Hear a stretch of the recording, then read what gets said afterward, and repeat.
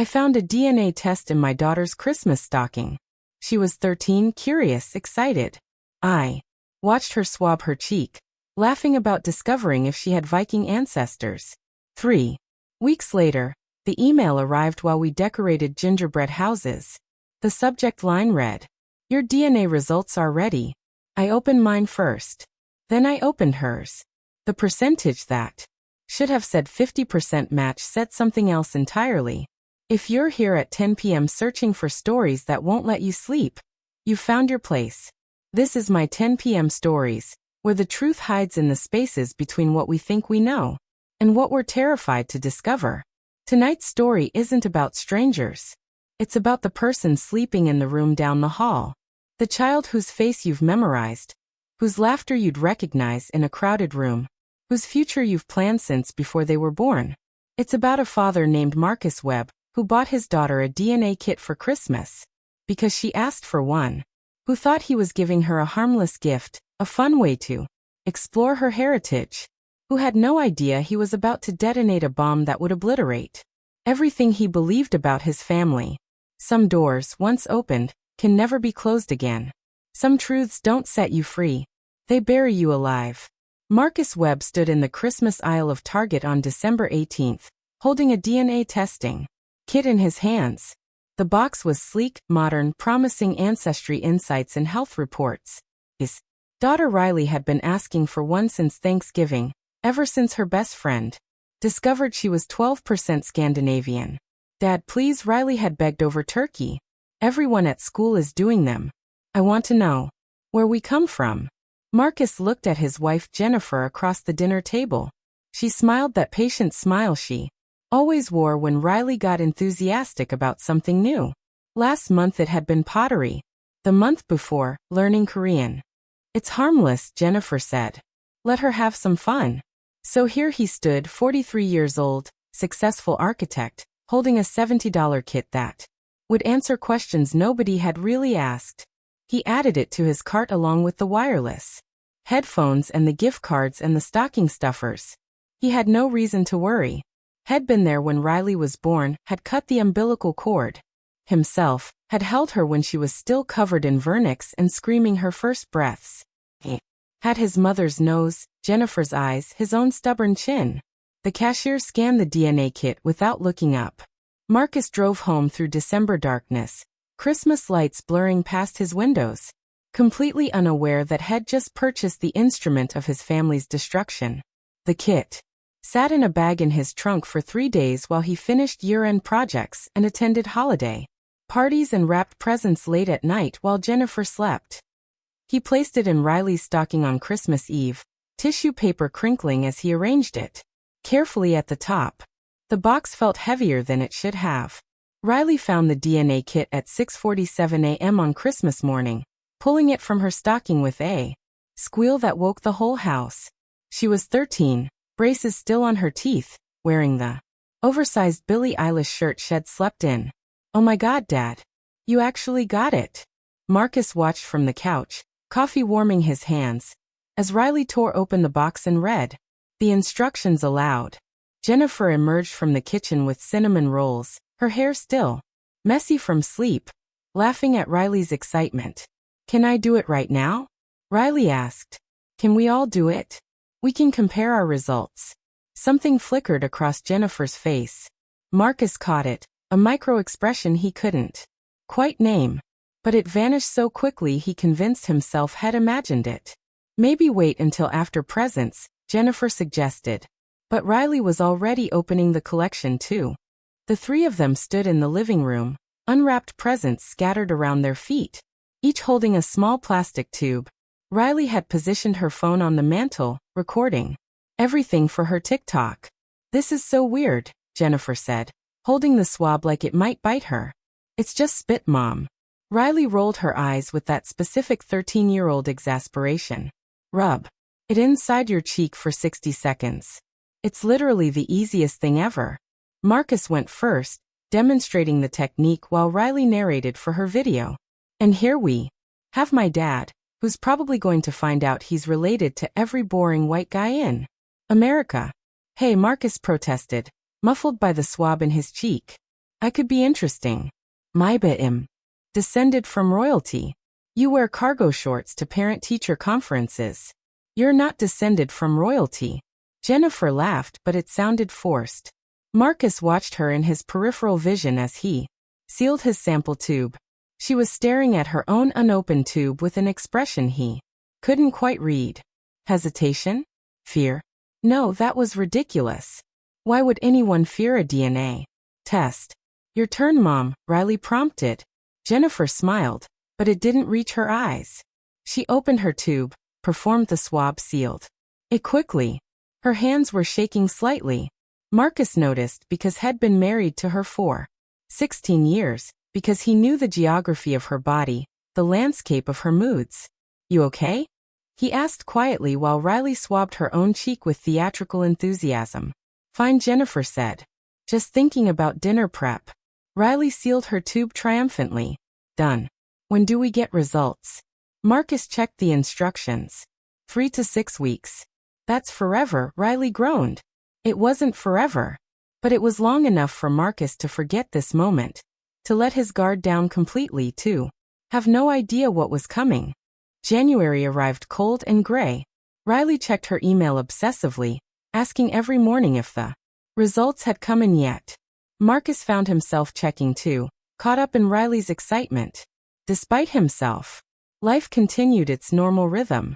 Marcus worked on designs for a new downtown office building. Jennifer managed her real estate business, showing houses in the January freeze. Riley studied for midterms and complained about her geometry teacher, and asked 17 times a day if the DNA results were ready. On January 14th, Marcus' results arrived. He opened the email in his office during lunch, expecting entertainment. The ancestry composition loaded slowly. 47% British, 23% German, 18% Scandinavian, 8% French for percent Indigenous American. He screenshotted it to send to Riley, who would be disappointed by how generic it was. He clicked through the other sections. Health predispositions, carrier status, trait reports. Nothing surprising. He had the gene for wet earwax, apparently, a variant associated with back hair.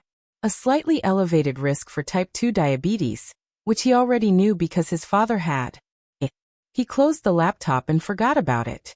Jennifer's results came the next day. She opened them at the kitchen table while Marcus made dinner, Riley doing homework beside her. Anything interesting? Marcus asked, stirring pasta sauce. Not really. Mostly Eastern European. Some Italian. She closed her laptop quickly. Marcus didn't think anything of it. Riley's results were supposed to take the same amount of time, but the third week of January passed with no email. Riley called the company twice, her teenage indignation making Marcus smile despite himself.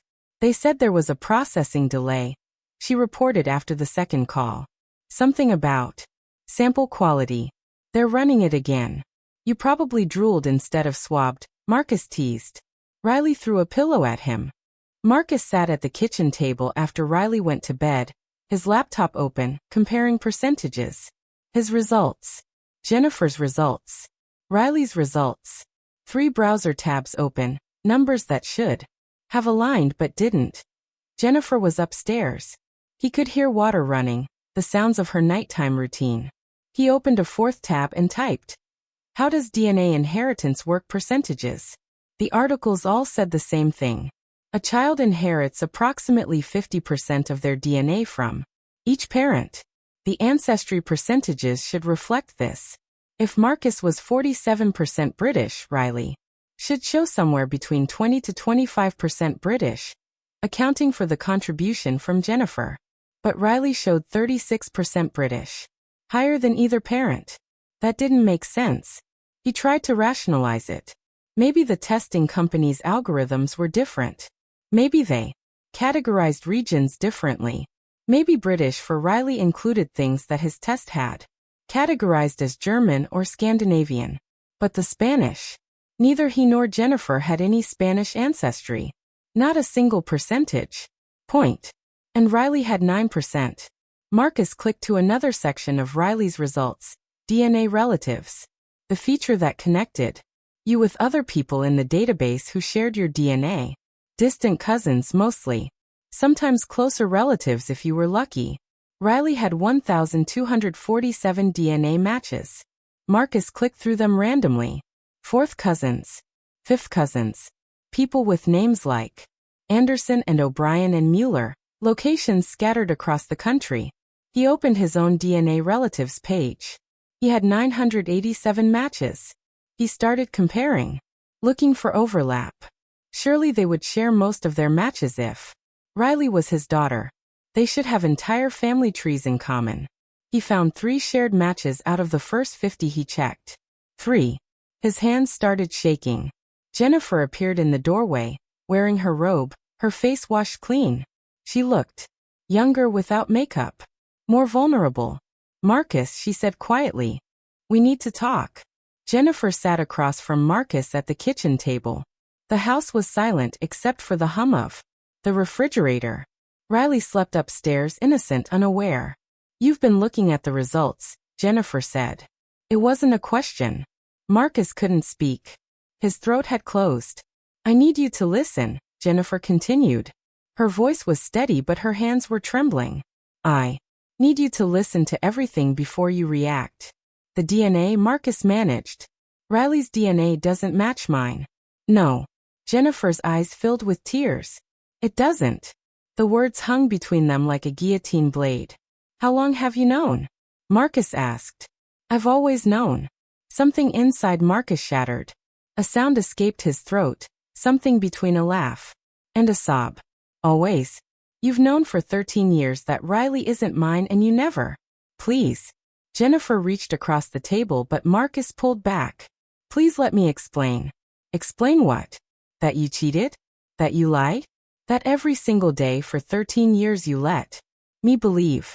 I didn't cheat. Jennifer's voice cracked. Marcus, I didn't cheat on you. It wasn't like that. Then what was it like? Marcus stood, his chair scraping against the floor. Because from where I'm sitting, it looks exactly like that. Jennifer was crying now, tears streaming down her face. Do you remember when we were trying to have a baby? Do you remember how hard it was? The miscarriages? The fertility treatments? Marcus remembered. 3 miscarriages in 2 years.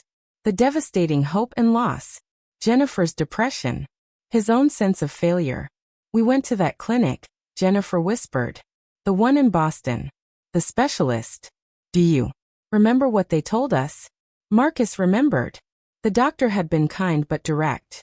Jennifer's eggs weren't viable. They could keep trying, but the likelihood of a successful pregnancy was less than 5%. They suggested donor eggs, Jennifer said. Marcus froze. We never agreed to donor eggs, Marcus said slowly. We talked about it. We decided against it. We said if we couldn't have biological children, would adopt. I know what we said. Jennifer's voice was barely audible. But you were traveling so much that year. The Seattle project. You were gone for weeks at a time. And I was alone with all this grief. All this failure. And the doctor kept calling, saying they had donors, saying we were running out of time, saying if I wanted to do it, we needed to decide now. So you decided, Marcus said flatly. Without me. I thought I was giving us what we wanted. A baby. Our baby. You would still be the biological father. The baby would still be half ours. I thought it was close enough. Marcus sat back down. His legs wouldn't hold him. You used a donor egg. You used my sperm. You got pregnant. And you never told me. I was going to tell you. Jennifer was sobbing now. I was going to tell you after the first trimester, once we knew the pregnancy was stable. But then you came home from Seattle and you were so happy, Marcus. You were so happy when I showed you the positive test. You bought that tiny Seahawks jersey, remember? You started talking about baby names and college funds and all these dreams, and I couldn't destroy that happiness. So you just let me believe a lie for 13 years. I convinced myself it didn't matter. Jennifer's voice rose. You're her father. You raised her. You love her.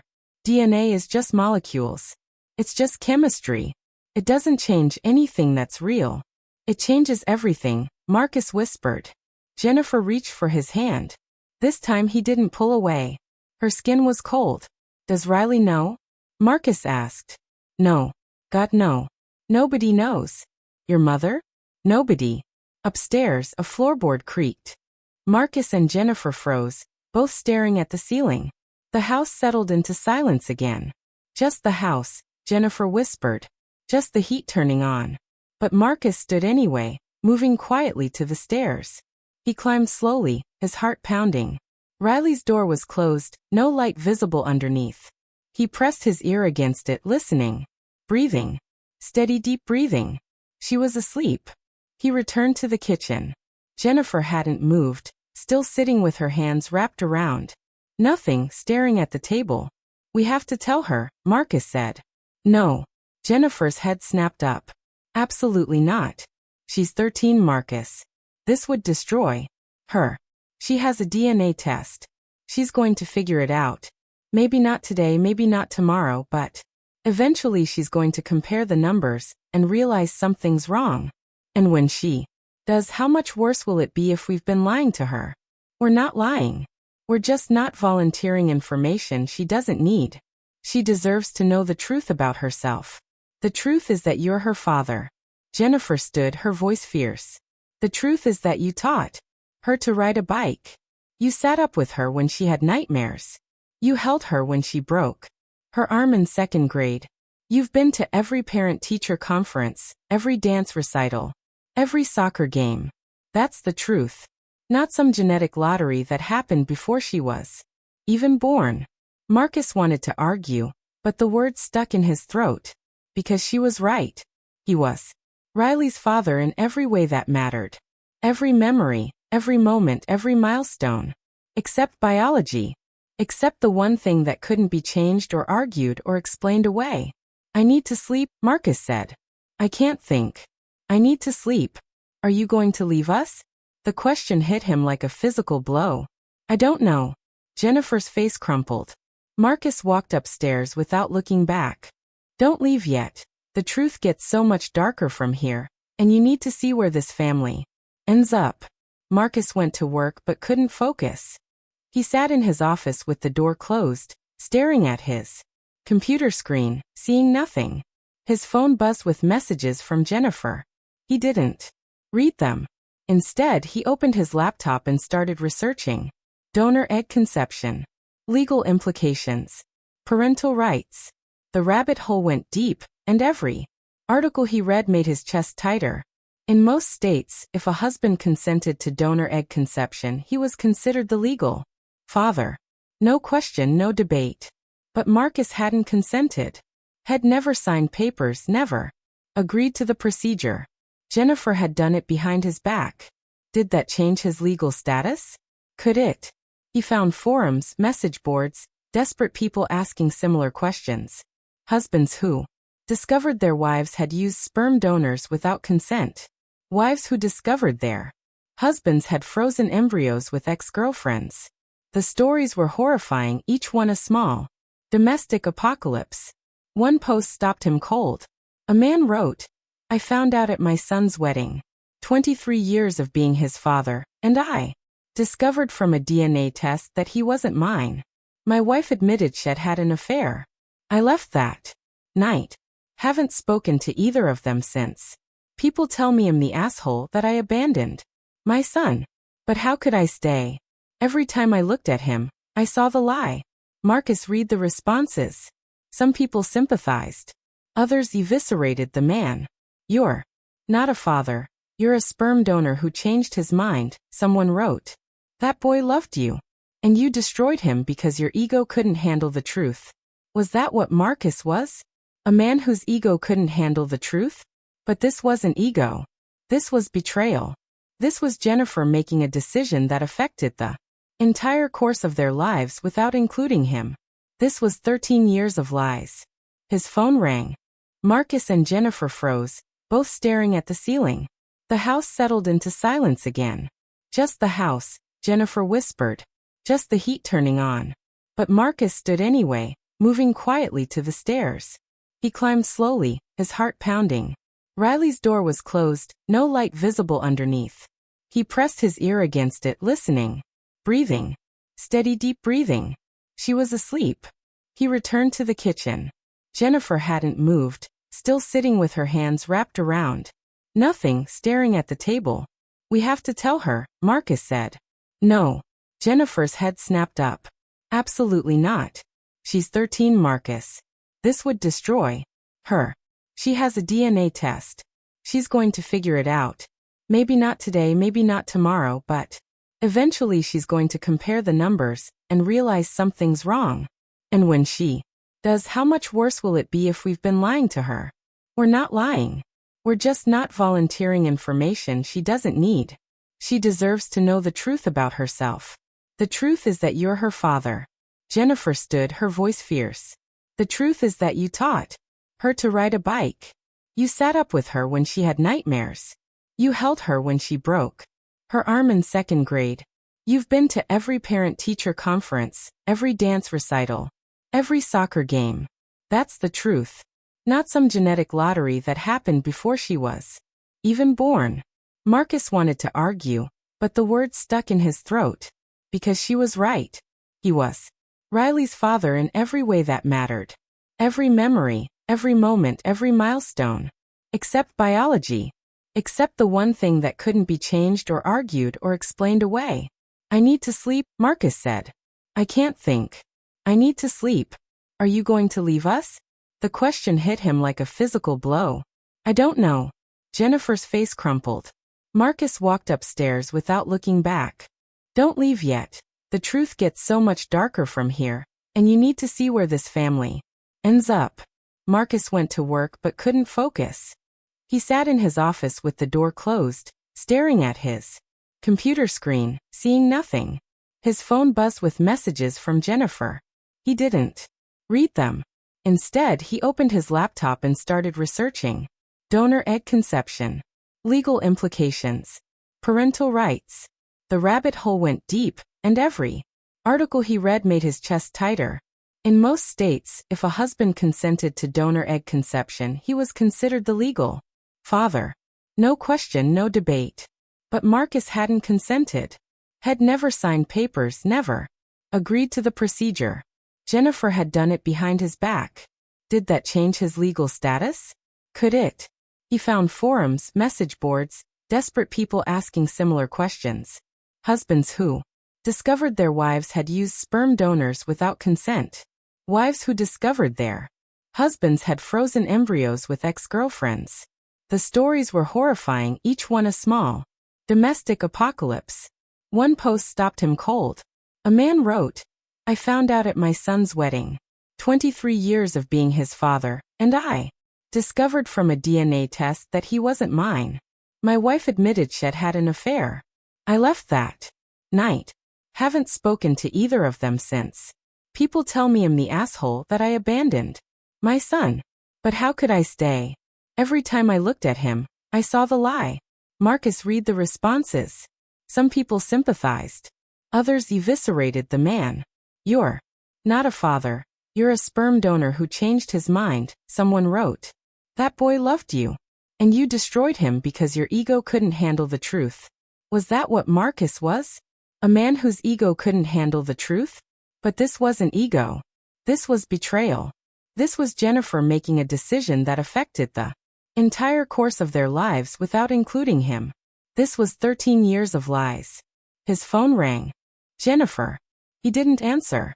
At lunch, he drove to a park and sat in his car, watching parents push their kids on swings. A father and daughter. She looked about Riley's age. They were laughing. Marcus started crying. Marcus couldn't go home. Not yet. He drove aimlessly through the city as the sun set, street lights flickering on, his phone filling with increasingly desperate messages from Jennifer. He found himself outside a law office. Mitchell and Associates. Family law. Had driven past it 1,000 times without really seeing it. Now he stared at the lit windows. The tasteful sign, wondering if walking through that door would be the point of no return. His phone rang again. This time it was Riley. His thumb hovered over the decline button. He answered. Dad. Where are you? Mom says you're working late but you're not answering her and I'm freaking out a little because you guys were acting super weird this morning and… Riley. Marcus closed his eyes. I'm fine. Just a stressful day at work. I'll be home soon. Promise? Promise. Okay. Love you. Love you too, sweetheart. He hung up. Sat in the parking lot. Stared at the law office. He didn't go in. Instead, he drove home. Jennifer was in the living room, her face flooding with relief when he walked through the door. We need to talk, Marcus said. But not tonight. Tonight I need to just exist. Can we do that? Can we just exist?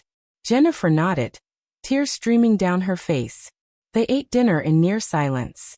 Riley filled the gaps with chatter about her day, her friends, her teachers. Normal 13-year-old things. She didn't seem to notice the tension, or maybe she was choosing not to see it. After Riley went to bed, Marcus and Jennifer sat on opposite ends of the couch. I want to know everything, Marcus said. The clinic. The donor. The procedure. Everything. Jennifer took a shaky breath. The clinic was called Boston Fertility Associates, she began. It's closed now. Shut down 5 years ago after some scandal with record keeping. What kind of scandal? Jennifer's face went pale. I don't know. I didn't follow it. But her eyes said she was lying. Marcus couldn't sleep again. At 2 a.m., he gave up and went downstairs with his laptop. He opened a browser and typed, Boston Fertility Associates scandal. The results filled his screen. Articles from 2019. Investigative reports. Legal filings. The clinic had been shut down by the State Medical Board after an investigation revealed catastrophic failures in their donor program. Donors had been promised anonymity, having their information leaked. Eggs and sperm being mishandled, mislabeled. In one case, a donor's eggs had been implanted in 3 different women without proper consent or screening. But the worst part was buried in a Boston Globe article from March 2019. The investigation revealed that in at least 12 cases, the clinic's founder, Dr. Gerald Morrison, used his own genetic material in procedures without patient knowledge or consent. Morrison fled the country before charges could be filed, and his current whereabouts are unknown. Marcus read the sentence 3 times. His hands were shaking so badly he almost dropped the laptop. He pulled up Riley's DNA results, navigated to DNA relatives, started searching through the matches with new purpose. Most were distant cousins, 4th and 5th removed. But then he found one listed as a close family member. Someone named Sarah Morrison. Projected relationship, half-sibling. Marcus clicked on her profile. Sarah Morrison. Age 16. Location, Portland, Oregon. Her profile picture showed a teenage girl with dark curly hair. Green eyes. Riley's eyes. Marcus' chest constricted. He clicked through to Sarah's ancestry composition. The percentages matched Riley's almost exactly. British, Irish, German, Scandinavian, Spanish. He found 3 more. All listed as close family members. All teenagers. All with the same ancestry composition. Marcus ran to the bathroom and vomited. When he came back, Jennifer was standing in the living room doorway, staring at his laptop screen. Oh God, she whispered. Oh God, Marcus, I didn't know. I swear I didn't know. The donor was supposed to be anonymous, Jennifer said. Shed collapsed onto the couch, her whole body shaking. They showed me profiles. Education, medical history, physical characteristics. I chose someone who looked like me. Green eyes, dark hair. I never knew names. I never knew anything except numbers. Donor 847. That's all I knew. Marcus stared at the laptop screen. At Sarah Morrison's face. At Riley's half-sister. How many are there? Jennifer whispered. Marcus clicked through the DNA relatives list. Marked every match listed as a close family member. 7, 8, 9. 9 children. All between the ages of 12 and 17. All scattered across the country. All sharing half their DNA with Riley. All unknowing children of a doctor who'd used his own sperm instead of the donors his patients had chosen. This is insane, Marcus said. This is criminal. He fled the country, Jennifer said, her voice hollow. The article says he fled. They never caught him. Marcus pulled up more articles. The investigation had been thorough but slow. By the time the medical board put together the pattern, Dr. Morrison had already emptied his bank accounts and disappeared. His wife filed for divorce in absentia. His medical license was revoked. But the man himself was gone. Does Riley have his medical history? Marcus asked. Does she have his genetic risks? What diseases run in his family? What conditions might she inherit? I don't know. Jennifer was sobbing now. I don't know anything. The clinic is closed. The records are sealed. We can't. Marcus' phone buzzed. An email notification. He opened it without thinking. It was from one of Riley's DNA matches. A woman named Patricia Morrison. The subject line read, "Are you one of my brother's victims?" Marcus clicked it open. "My brother Gerald is a monster," the email began. "If you're reading this, you need to know what he did." Patricia Morrison's email was 6 pages long. Marcus read it twice, each word landing like a hammer blow. Gerald Morrison had been a respected fertility specialist for 20 years. Published researcher. Conference speaker. Married with 2 daughters of his own. But behind the professional facade, had been running a personal genetic experiment. He believed he had superior genes, Patricia wrote. He used to say it at family dinners, half joking but not really joking. He had a genius IQ, perfect health, no genetic diseases in our family line. He thought he was doing these women a favor by using his own sperm instead of random donors. He thought he was giving them the best possible children. The email included medical records Patricia had managed to obtain before the clinic shut down. Gerald Morrison's full genetic profile, health history, every piece of information the parents of his biological children would need. There was also a lease. 16 names. 16 children that Patricia knew about. She had been tracking them through DNA databases, trying to warn their families. Riley's name wasn't on the list yet, but it would be soon. "I'm so sorry you're finding out this way," Patricia's email concluded. "Please know that your child is not responsible for their father's crimes. And please, if you need any information about genetic history or medical concerns, contact me. I'm trying to help the families he destroyed." Marcus forwarded the email to Jennifer without comment. Then he opened a new browser tab and searched for Riley's other DNA matches. Started building his own list. Names, locations, ages. Some had public profiles. Others were. But the family tree was unmistakable. Sarah Morrison in Portland. David Chun in Austin. Emma Rodriguez in Minneapolis. Jacob Miller in Boston.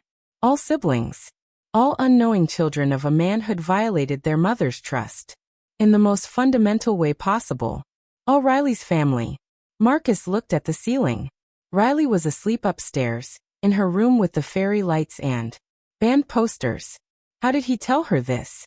How did he tell her anything? Jennifer came downstairs at dawn. Marcus was still on the couch, surrounded by printouts and notes, his laptop dying on the coffee table. "Did you sleep at all?" she asked. "No." She sat beside him, keeping distance between them. "What are you going to do?" "I don't know." Marcus rubbed his eyes. "I don't know anything anymore." "Are you leaving?" "I don't know." "Do you hate me?" Marcus looked at her. Really looked. She had aged in the past 2 days. New lines around her eyes. Gray in her hair had never noticed before.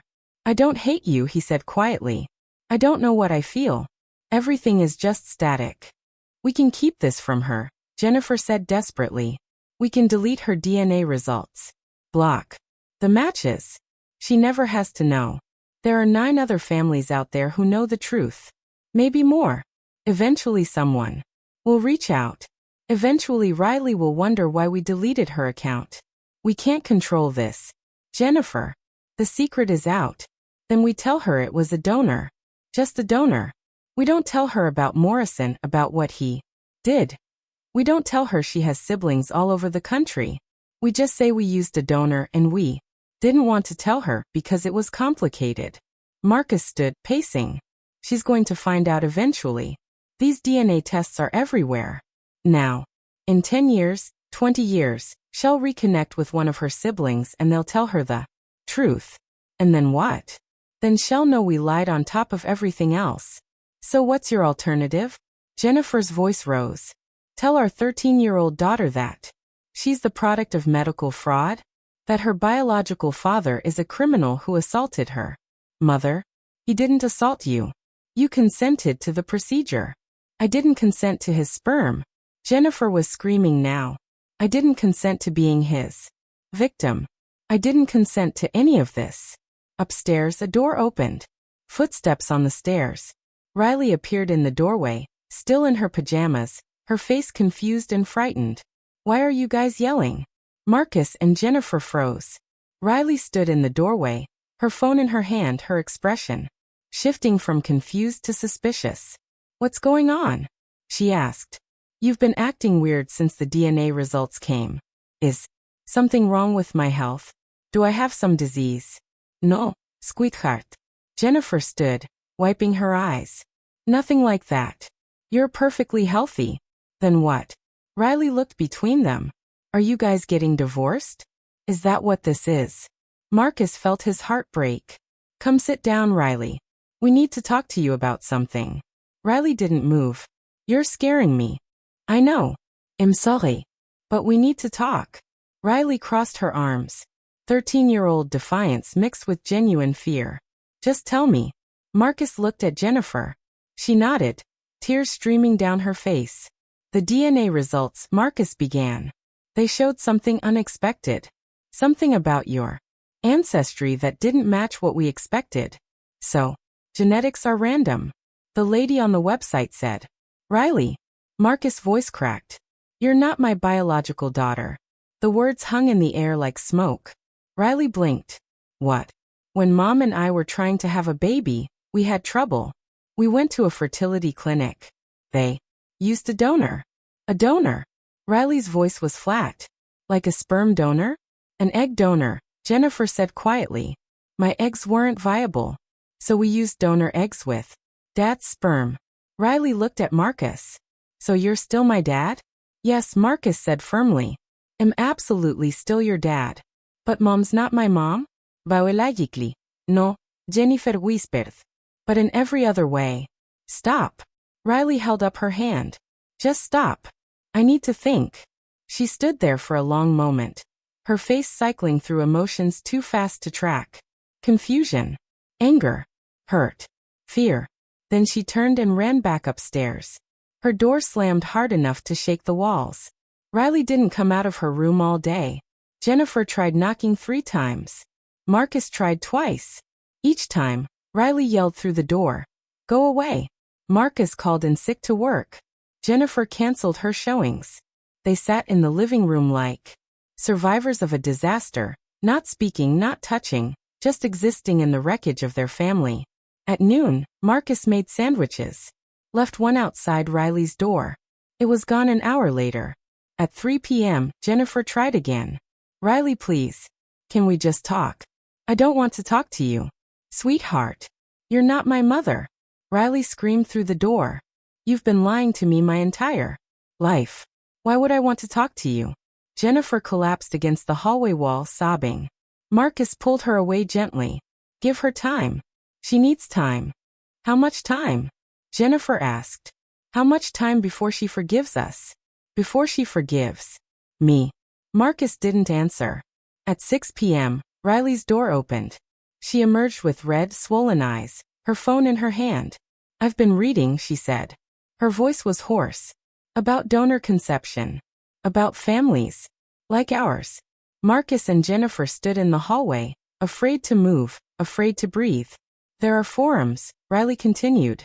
For donor-conceived people. They talk about feeling betrayed.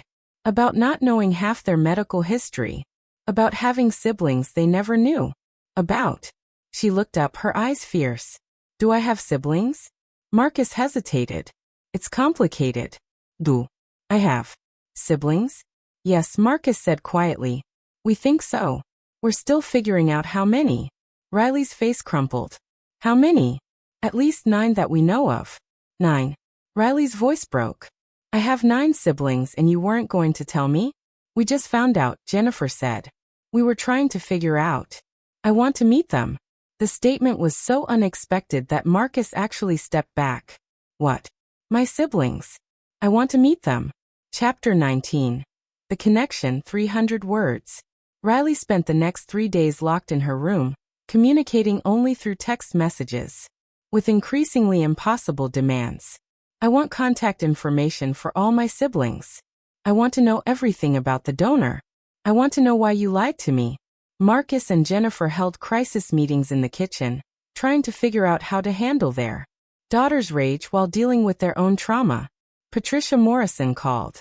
Marcus spent 2 hours on the phone with her, learning about Gerald, Morrison's other children. Some families knew the truth. Others were still in denial. A few had cut off all contact with Patricia, shooting the messenger. Most of the kids want to connect, Patricia said. They're angry at their parents, angry at Gerald, but curious about each other. There's a private Facebook group. If Riley wants to join, I can send you the link. Marcus hesitated. Riley was 13. Was she old enough for this? Was anyone old enough for this? Send it, he said. He knocked on Riley's door. I have something for you. Silence. Then what? Information about your siblings. If you want it. The door opened. Riley stood there in sweatpants and an oversized hoodie, looking smaller than she had days ago. Marcus showed her his phone. The Facebook group. 16 members. Photos of teenagers, who all shared variations of the same features. Dark curly hair. Green eyes. Similar jawlines. Riley's hands shook as she took the phone. Can I join? She whispered. If you want to. But Riley, this is a lot.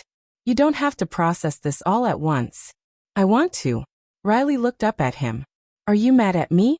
For wanting to know them? The question broke Marcus' heart. Oh, sweetheart.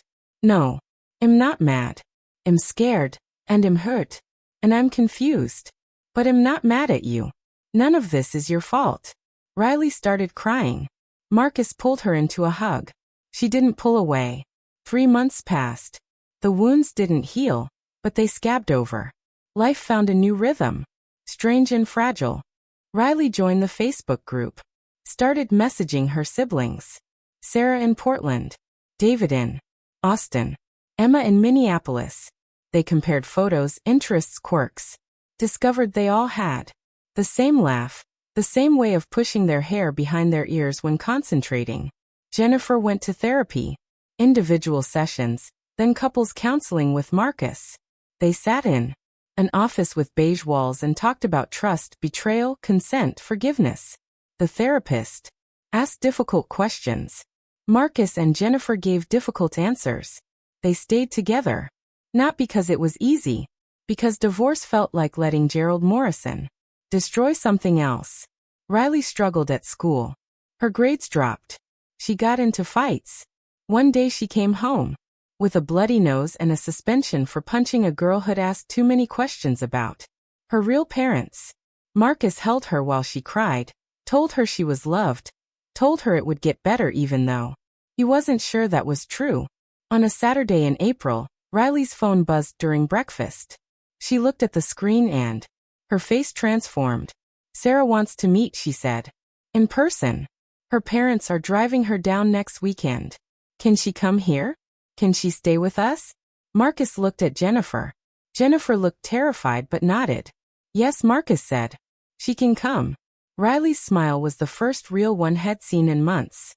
That night, after Riley went to bed, Marcus stood in her doorway watching her sleep. She was curled on her side, phone still in her hand, probably having fallen asleep texting her siblings.